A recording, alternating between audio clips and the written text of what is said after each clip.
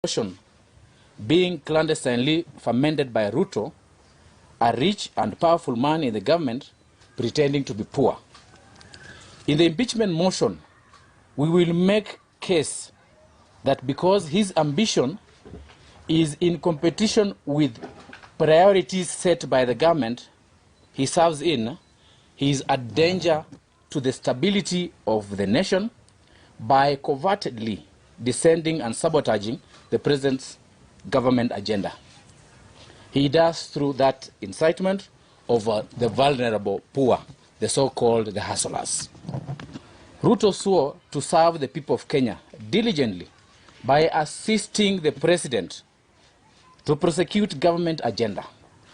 But Ruto has diverted, nay, subverted his oath of office, loyalty to serve the president.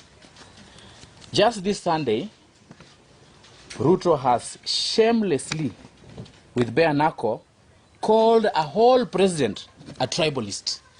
How can you call your boss a tribalist when the president is simple of national unity? He only made a remark that another tribe is ripe to lead the country. If the president is a tribalist, he dare ask, what be his deputy? Hermann Göring to Hitler? For the record, Hermann Göring was the primary architect of the Nazi police state in Germany, you know very well. He established the Gestapo secret police command and concentrated camps for corrective treatment of different opponents. Another second example, the German Third Reich state was fashioned as a racial purity.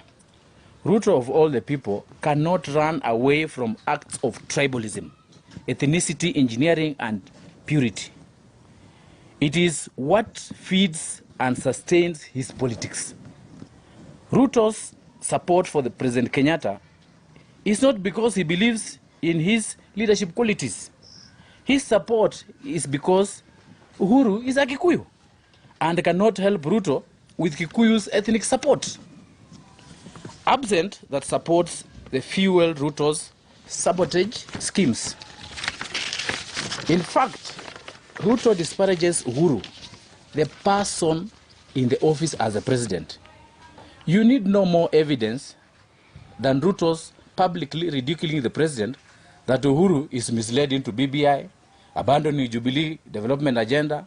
He says this without even betting an eyelid, knowing both BBI and the Big Four agenda are government projects he fully participated in formulating. On BBI, his instinctual propensity to lie has helped him cheat Kenyans for long that he didn't participate in formation of BBI.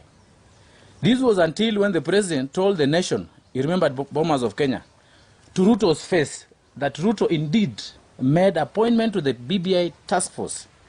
This is Ruto for you, a pathological liar.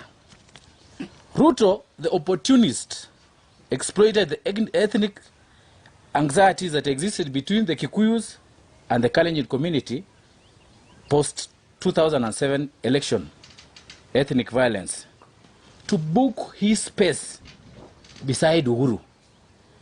It is Ruto who told the world that their union was to bring peace between two warring communities, that is the Kikuyu and the Kalenjin. At this time, the two ethnic communities made sense to Ruto in his scheming. In 2021, however, according to Ruto, the two ethnic communities should be presumed extinct. He says the Kalenjin and the Kikuyu are extinct. Now is national ideology. Yes, because it suits him now. Ruto never dares of gloating that as recent as 2017, he brought ethnic communities together under the Jubilee Party.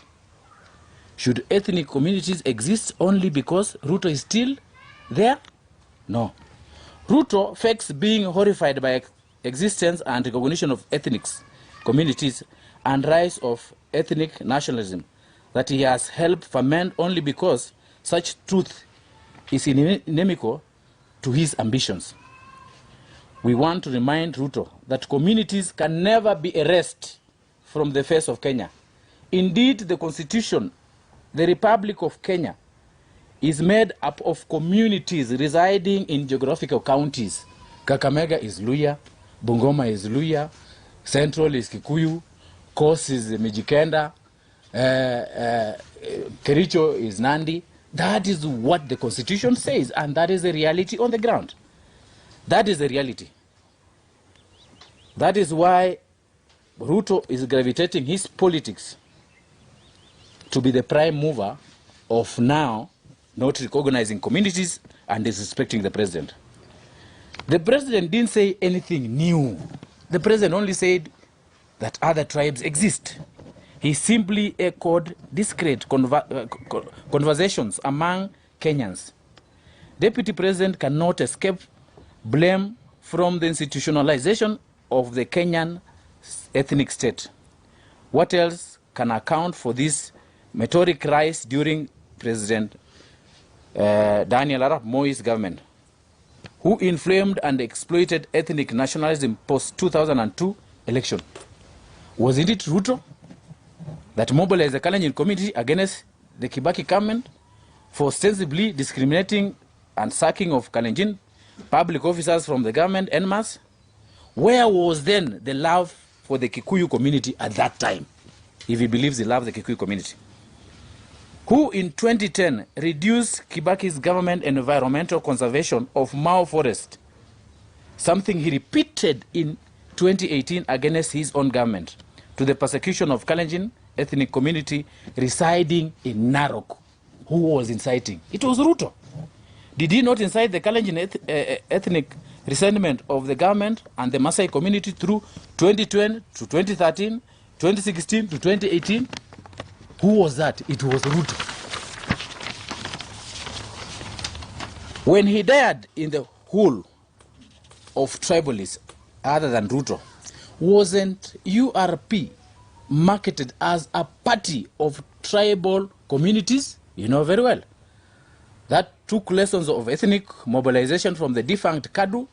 Wasn't ethnic grievances for perceived injustice the dogma of URP mobilization?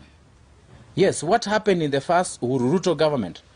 Pastoralist communities dogma was forgotten and replaced by narrow ethnicity jingoism. Ruto made sure that half of the cabinet and the public service lots were preserved for the Kalenjin community. Where the love for the Kikuyu now? While his consolidation of Ruto political hold on the Kalenjin, it created counter-ethnic